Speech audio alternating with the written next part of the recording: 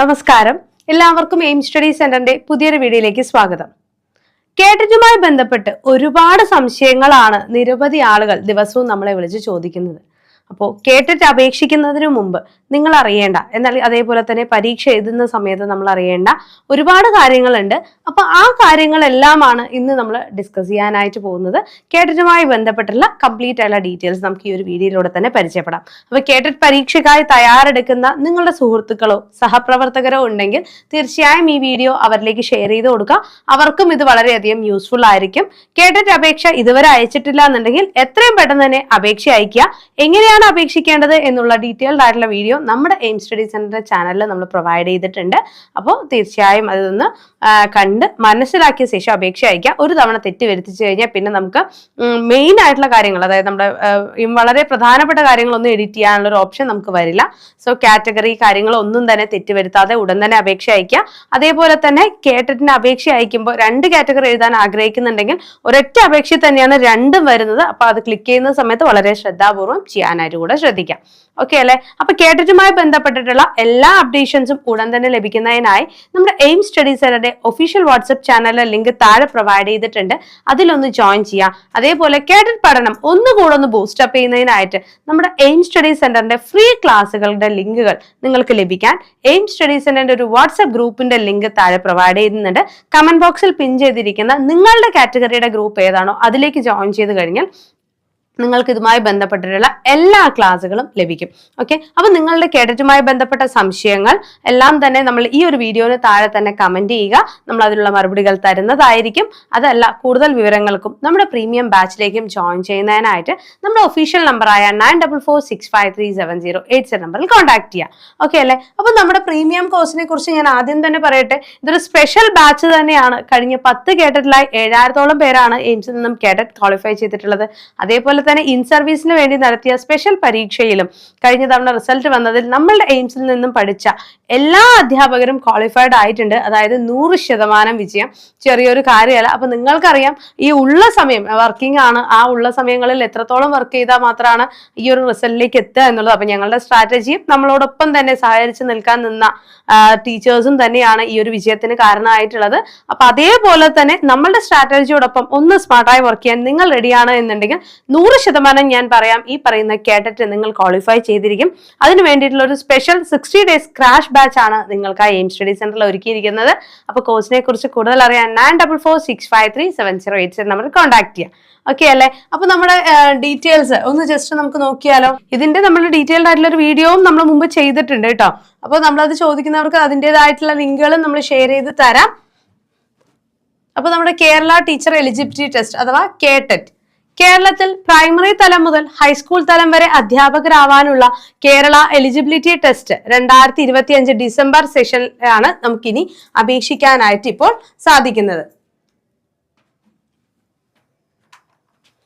Okay, Kerala സർക്കാർ പൊതുവിദ്യാഭ്യാസ വകുപ്പ് അംഗീകാരമുള്ള വിദ്യാലയങ്ങളിൽ അധ്യാപകരാകാൻ കേട്ടറ്റ് യോഗ്യത നേടണം. ഇതൊരു യോഗ്യതാ പരീക്ഷ മാത്രമാണ്. നിയമനത്തിനായി പരിഗണിക്കപ്പെടുന്നതിന് സർക്കാർ നിയമന അധികാരികളുടെ അധ്യാപക നിയമന വിജ്ഞാപന പ്രകാരം ബന്ധപ്പെട്ടവർക്ക് അപേക്ഷ നൽകി തിരഞ്ഞെടുപ്പ് പ്രക്രിയയിൽ പങ്കെടുക്കണം. സർക്കാരും നിയമന അധികാരികളും നിഷ്കർഷിച്ചിട്ടുള്ള മറ്റ് യോഗ്യതാ വ്യവസ്ഥകളും തിരഞ്ഞെടുപ്പ് പ്രക്രിയയിൽ തൃപ്തിപ്പെടുത്തുകയും വേണം. 4 കാറ്റഗറികളിലായിട്ടാണ് പരീക്ഷകൾ നടക്കുന്നത്. Lower primary school, upper primary school, high school എന്നിവിടങ്ങളിൽ അധ്യാപകരാകാൻ ആഗ്രഹിക്കുന്നവർക്ക് യഥാക്രമം 1, 2, 3 എന്നീ കാറ്റഗറികളിൽ പരീക്ഷകൾ എഴുതണം. അതായത് LP ആണെങ്കിൽ കാറ്റഗറി 1ഉം UP ആണെങ്കിൽ കാറ്റഗറി 2ഉം ഹൈസ്കൂൾ ആണെങ്കിൽ കാറ്റഗറി 3യുമാണ് നമ്മൾക്ക് വേണ്ടി വരിക. ഇനി കാറ്റഗറി അല്ലെങ്കിൽ വിഭാഗം 4 ഭാഷാധ്യാപകർ. ഭാഷാധ്യാപകർ എന്ന് പറയുമ്പോൾ എടുത്തു പറയട്ടെ, കാരണം കഴിഞ്ഞ ദിവസം അധ്യാപകർക്കാണ് കാറ്റഗറി 4 എന്ന് പറഞ്ഞപ്പോൾ 1-2 പേരെങ്കിലും ഡൗട്ടായിട്ട് വിളിച്ചിരുന്നു. അപ്പൊ മലയാളം, ഇംഗ്ലീഷ് എന്നിവർ ഹൈസ്കൂളുകളിൽ മലയാളം, ഇംഗ്ലീഷ് വിഭാഗം കൈകാര്യം ചെയ്യുന്ന അധ്യാപകർ 4 എഴുതണോ എന്ന് ചോദിച്ചിട്ട് അങ്ങനെയല്ല ഉദ്ദേശിക്കുന്നത്. നമ്മൾ BEd കഴിഞ്ഞ് കാറ്റഗറി 3 ഇംഗ്ലീഷും കാറ്റഗറി 3 മലയാളം ഒക്കെ എഴുതേണ്ട കാറ്റഗറി 3 ആണ് ഞാൻ എടുത്തു പറയുന്നുണ്ട്. ഇംഗ്ലീഷും മലയാളംകാരോടല്ല നമ്മൾ പറയുന്നത്. ഭാഷാ അധ്യാപകർ എന്ന് ഉദ്ദേശിക്കുന്നത് അറബിക്, ഉറുദു, ഹിന്ദി, സംസ്കൃതം, UP തലം വരെയുള്ള ആളുകൾക്കാണ് എന്ത് വരുന്നത്, കാറ്റഗറി 4 വരുന്നത്. അതുകൂടാതെ ഡ്രോയിങ്, സ്വീയിങ് പോലെയുള്ള സ്പെഷ്യൽ കോഴ്സുകൾ, ഫിസിക്കൽ എഡ്യൂക്കേഷൻ, ഇതൊക്കെ എന്താണ് കാറ്റഗറി 4 വിഭാഗത്തിൽ പെടുന്ന കോഴ്സുകളാണ്. ഓക്കെ, കാറ്റഗറി 4 ആണ് നമുക്ക് എഴുതേണ്ടത്. ഇനി യോഗ്യതാ വ്യവസ്ഥകൾ നമുക്ക് നോക്കാം. ആദ്യ 3 കാറ്റഗറിയിലായി കാറ്റഗറി അനുസരിച്ച് മാർക്ക് വ്യവസ്ഥയോടെ ചില സംവരണ വിഭാഗക്കാർക്ക് യോഗ്യതാ പരീക്ഷാ മാർക്കുകളിൽ ഇളവുണ്ട് എന്ന് പറയുന്നുണ്ട്. എന്താണ്? OBC ആണെങ്കിൽ നമുക്ക് 82 മാർക്ക്, ഫിസിക്കലി ചാലഞ്ച്ഡ് അല്ലെങ്കിൽ ബ്ലൈൻഡ് ആയിട്ടുള്ളവർക്ക് 75 മാർക്ക് മതിയാവും, ജനറൽ വിഭാഗത്തിലുള്ളവർക്ക് 90 മാർക്കാണ് അടിസ്ഥാന മാർക്കായിട്ട് നമുക്ക് പറയുന്നത്, ക്വാളിഫൈങ് മാർക്കായിട്ട് പറയുന്നത്. ഹയർ സെക്കൻഡറി, സീനിയർ സെക്കൻഡറി, ബിരുദം എന്നിവയ്ക്കൊപ്പം നിശ്ചിത അധ്യാപന പരിശീലന കോഴ്സ് അഥവാ TTC, DEd, DLEd, LTTC, BLEd, diploma in education, BEd, BA, CEd തുടങ്ങിയ യോഗ്യതയും ഉള്ളവർക്കും ഇത് അപേക്ഷിക്കാനായിട്ട് സാധിക്കും. ചില പ്രത്യേക വ്യവസ്ഥകൾ. ബിരുദാനന്തര ബിരുദത്തിന് ലഭിച്ച മാർക്കിന്റെ അടിസ്ഥാനത്തിൽ BEd അഡ്മിഷൻ നേടി വിജയിച്ചവർക്ക് അപേക്ഷിക്കാം. അതായത് നമുക്കൊരു 2012 ശേഷം ഡിഗ്രി ക്വാളിഫൈഡ് ആയ ആളുകൾക്ക് ഒരു കോട്ട് വരുന്നുണ്ട് അല്ലെ, 45% മാർക്കോട് കൂടി ഗ്രാജുവേഷൻ എന്നുള്ളത്. എന്നാൽ 2012 മുൻപാണ് നിങ്ങൾ BEd അല്ലെങ്കിൽ ഡിഗ്രി ക്വാളിഫൈഡ് ആയിരിക്കുന്നതെങ്കിൽ അങ്ങനെയുള്ള ഒരു ഓപ്ഷൻ അവിടെ വരില്ല, നമ്മൾ കൊടുക്കേണ്ട പെർസെന്റേജ്. 2012 ശേഷം ഡിഗ്രി കഴിഞ്ഞ ആളുകൾ എന്ത് ചെയ്യണം? പെർസെന്റേജ് അവിടെ എൻ്റർ ചെയ്യണം കേട്ടോ. ബിരുദാനന്തര ബിരുദത്തിന് ലഭിച്ച മാർക്കിന്റെ അടിസ്ഥാനത്തിൽ BEd അഡ്മിഷൻ നേടി വിജയിച്ചവർക്കും അപേക്ഷിക്കാം. അതായത് ഇപ്പൊ ഡിഗ്രിക്ക് 40% മാർക്കുള്ളൂ എന്ന് വിചാരിച്ചിട്ട് അപേക്ഷ അയക്കാതിരിക്കരുത്. കാരണം നമുക്കിപ്പോ PGക്ക് കൂടുതൽ മാർക്ക് ഉണ്ടെങ്കിൽ ആ മാർക്ക് ഉപയോഗിച്ച് എന്ത് ചെയ്യാം? അപേക്ഷ അയക്കാവുന്നതാണ്. കേരളത്തിൽ കേഡറ്റ് നടപ്പാക്കുന്നതിന് മുമ്പ് SSLC, TTC യോഗ്യത നേടുകയും പിന്നീട് സർവീസിൽ പ്രവേശിക്കുകയും ചെയ്തവർക്കും കാറ്റഗറി 1 പരീക്ഷയ്ക്ക് അപേക്ഷിക്കാം. അതായത് നമുക്ക് മുമ്പ് മെട്രിക്കുലേഷൻ വിത്ത് TTC ഉള്ള ആളുകൾ ഒരുപാട് ടീച്ചേഴ്സ് ഇപ്പൊ സർവീസിൽ നിൽക്കുന്നുണ്ട്. അപ്പൊ ആ ടീച്ചേഴ്സിന് എന്ത് ചെയ്യാം? കേഡറ്റ് 1 അപേക്ഷിക്കാം. ഇൻ സർവീസ് ടീച്ചേഴ്സിനാണ് ഞാൻ എടുത്തു പറയുന്നുണ്ട്. അത് നമ്മൾ അപേക്ഷിക്കുന്ന സമയത്ത് കാറ്റഗറി 1 നമ്മൾ കോളം എടുക്കുമല്ലോ, അതിൽ ഏറ്റവും ലാസ്റ്റ് ആയിട്ട് മിനിമം ക്വാളിഫിക്കേഷന്റെ അതിൽ കൊടുത്തിട്ടുണ്ട്. ഏറ്റവും ലാസ്റ്റ് ആയിട്ട് മെട്രിക്കുലേഷൻ വിത്ത് TTC എന്നുള്ളത്, അതാണ് ക്ലിക്ക് ചെയ്ത് കൊടുക്കേണ്ടത്. കേരള സർക്കാർ പരീക്ഷാ ബോർഡിൽ NCTA സർവകലാശാലകൾ തുടങ്ങിയ അംഗീകരിച്ച അധ്യാപന ഡിഗ്രി കോഴ്സുകൾ ഉള്ളവർക്ക് കാറ്റഗറി 3 അപേക്ഷിക്കാം. ഗണിതശാസ്ത്രം, ഭൗതികശാസ്ത്രം, രസതന്ത്രം, സസ്യശാസ്ത്രം, ജന്തുശാസ്ത്രം എന്നീ വിഷയങ്ങളിൽ ഡിഗ്രി നേടിയവർക്ക് 50% മാർക്കിൽ കുറയാതെ NCERT regional institute of education RIE നിന്നും നേടിയ അതേ വിഷയത്തിലുള്ള MSc എഡ്യൂക്കേഷൻ ബിരുദം ഉണ്ടെങ്കിൽ കാറ്റഗറി 3 അപേക്ഷിക്കാം. ശ്രദ്ധിച്ചു കേൾക്കുക. ഗണിതശാസ്ത്രം മാത്തമാറ്റിക്സ്, ഭൗതികശാസ്ത്രം ഫിസിക്കൽ സയൻസ്, അതായത് നമ്മുടെ ഫിസിക്സ്, രസാന്തരം കെമിസ്ട്രി, ഇത് രണ്ടും പഠിച്ചവർക്ക് എന്താണ്? ഫിസിക്കൽ സയൻസ് ആണ് അപേക്ഷിക്കാൻ സാധിക്കുക. സസ്യശാസ്ത്രം, ബോട്ടണി, ജന്തുശാസ്ത്രം, സുവോളജി എന്നിവർക്ക് NS ആണ് എഴുതുക, നാച്ചുറൽ സയൻസ് ആണ് എഴുതുക. എന്നീ വിഷയങ്ങളിൽ ഡിഗ്രി നേടിയവർക്ക് 50% മാർക്കിൽ കുറയാതെ NCERT regional institute of education RIE നിന്നും നേടിയ അതേ വിഷയത്തിലുള്ള MSc എഡ്യൂക്കേഷൻ ബിരുദം ഉണ്ടെങ്കിൽ കാറ്റഗറി 3 അപേക്ഷകൾ അയക്കാവുന്നതാണ്. സസ്യജന്തുശാസ്ത്ര വിഭാഗക്കാർക്ക് 50% മാർക്കിൽ കുറയാതെ NCERT റീജിയണൽ ഇൻസ്റ്റിറ്റ്യൂട്ട് ഓഫ് എഡ്യൂക്കേഷനിൽ നിന്നും നേടിയ ലൈഫ് സയൻസിലുള്ള MSc എഡ്യൂക്കേഷൻ ഉണ്ടെങ്കിൽ കാറ്റഗറി 3 അപേക്ഷിക്കാം. നാച്ചുറൽ സയൻസുകാരോടാണ് കേട്ടോ. അപ്പൊ ലൈഫ് സയൻസ് ഉണ്ടെങ്കിലും കാറ്റഗറി 3 നാച്ചുറൽ സയൻസിൽ നമുക്ക് അപേക്ഷിക്കാം. കുറഞ്ഞത് 45% മാർക്കോടെ BA തതുല്യ യോഗ്യതയും LTTC DLEd യോഗ്യതയും ഉള്ളവർക്കും കാറ്റഗറി 3 അപേക്ഷിക്കാവുന്നതാണ്. ഏതെങ്കിലും വിഷയത്തിൽ കേരള സർക്കാർ പരീക്ഷാ ബോർഡ് NCTA സർവകലാശാലകൾ അംഗീകരിച്ച സർട്ടിഫിക്കറ്റ് ഡിഗ്രി ഇൻ ടീച്ചിങ് യോഗ്യതയുള്ളവർക്കും അപേക്ഷിക്കാം. ഇതിൽ ശ്രദ്ധിക്കേണ്ട കാര്യം ഇതാണ്, യോഗ്യതകൾ അറിഞ്ഞ് നമുക്ക് ഏത് പരീക്ഷയാണ് എഴുതാൻ പറ്റുക എന്നുള്ളത് മനസ്സിലാക്കി അപേക്ഷിക്കുക. നമ്മളുടെ എയിം സ്റ്റഡി സെന്ററിൽ കാറ്റഗറി 1-ന്റെയും 2-ന്റെയും 3-ന്റെയും 4-ന്റെയും പ്രീമിയം മെന്റർഷിപ്പ് ബാച്ചുകളാണ് നിങ്ങൾക്കായി ഒരുക്കിയിരിക്കുന്നത്. മെന്റേഴ്സിന്റെ സപ്പോർട്ടോടുകൂടെ ഡെയിലി ടൈം ടേബിൾ ബേസ് ചെയ്തൊക്കെ നമുക്ക് പഠിക്കാനായിട്ട് സാധിക്കും. നമ്മൾ തരുന്ന കാര്യങ്ങൾ കൃത്യമായി ഫോളോ ചെയ്ത് കഴിഞ്ഞാൽ ഉറപ്പായും ഈ ഒരൊറ്റ ചാൻസിൽ തന്നെ കാഡറ്റ് ക്വാളിഫൈ ചെയ്യാനായിട്ട് സാധിക്കും. ഇപ്പൊ നമ്മൾക്ക് അടുത്ത LPUP പരീക്ഷയ്ക്ക് മുൻപ് വരുന്ന റിസൾട്ട് വരുന്ന ഉറപ്പുള്ള ഒരു കാഡറ്റ് പരീക്ഷയാണ്. അപ്പൊ ജനറൽ ആയിട്ടുള്ളവർക്കും വളരെയധികം നിർണായകമായ ഒരു പരീക്ഷയാണ്. അതേപോലെ നമ്മുടെ സർവീസിലുള്ളവർക്കും നിർണായകമായ ഒരു പരീക്ഷ തന്നെയാണ്. അതിന്റെ സീരിയസ്നെസ്സോട് കൂടെ തന്നെ പഠിക്കാനായിട്ട് സ്റ്റാർട്ട് ചെയ്യുക. അടുത്തത് വരട്ടെ എന്നുള്ളതല്ല, അടുത്ത 6 മാസം കൂടെ ടെൻഷൻ അടിക്കാനുള്ള ഇടവരുത്തരുത്. ഇപ്പോഴേ നമ്മളൊന്ന് 60 ദിവസം ഒന്ന് വർക്കൗട്ട് ചെയ്ത് കഴിഞ്ഞാൽ കയ്യേറ്റിട്ട് നമ്മുടെ കയ്യിലിരിക്കും. പിന്നെ ടെൻഷൻ നമുക്ക് വേണ്ട, ഇനിയിപ്പോ വിധി മാറിയാലും ഇല്ലെങ്കിലും. ഓക്കെ, അപ്പൊ ഏതൊക്കെ കാറ്റഗറി നിങ്ങൾക്ക് അപേക്ഷിക്കാൻ സാധിക്കും എന്നുള്ളത് മനസ്സിലാക്കി ആ ഒരൊറ്റ അപേക്ഷാ ഫോമിൽ തന്നെ 2 അപേക്ഷകൾ അയക്കുക. ഓക്കെ അല്ലെ. Then BEd, DEd, DLEd course അവസാന വർഷത്തിൽ സെമസ്റ്റർ 3, 4 പഠിക്കുന്നവർക്കും അപേക്ഷിക്കാൻ സാധിക്കും. അപ്പൊ ആ സമയത്ത് ചോദിക്കും, ഡിഗ്രിയുടെ സർട്ടിഫിക്കറ്റ് വേണോ, അപ്ലോഡ് ചെയ്യണോ, അല്ലെ BEd ഡിഗ്രിയുടെ സർട്ടിഫിക്കറ്റുകളൊക്കെ വേണോ എന്നൊക്കെ ചോദിക്കുന്നുണ്ട്. നമ്മൾ BEdന്റെ സർട്ടിഫിക്കറ്റ് അപ്ലോഡ് ചെയ്യേണ്ട, ക്വാളിഫൈഡ് ആയിട്ടുണ്ടെങ്കിൽ നമുക്ക് എന്ത് ചെയ്യാൻ പറ്റും, അപേക്ഷിക്കാൻ പറ്റും. ഇപ്പൊ പഠിച്ചുകൊണ്ടിരിക്കുന്ന കുട്ടികളാണെങ്കിൽ 3rd സെം മുതലാണ് പരീക്ഷ എഴുതാൻ സാധിക്കുക. ഫസ്റ്റ് സെമ്മിൽ നമുക്ക് കേരളത്തിന്റെ പരീക്ഷ എഴുതാൻ സാധിക്കില്ല. അപ്പൊ 3rd സെം മുതൽ പരീക്ഷ എഴുതുമ്പോൾ BEd ഡൂയിങ് എന്നൊരു ഓപ്ഷൻ നമുക്ക് അവിടെ വരും. അത് വേണം ക്ലിക്ക് ചെയ്ത് കൊടുക്കാനായിട്ട് കേട്ടോ. അപ്പൊ ചോദിക്കാം, ഞാൻ TTC കഴിഞ്ഞിട്ടാണ് ഡിഗ്രിക്ക് പോയത്, ഡിഗ്രി 3rd ഇയർ ആണെങ്കിൽ എനിക്ക് കാറ്റഗറി 2 എഴുതാമോ എന്ന് ഒരുപാട് ആളുകൾ ചോദിക്കുന്നുണ്ട്. നമുക്കത് പറ്റില്ല കേട്ടോ, അത് ശ്രദ്ധിക്കുക.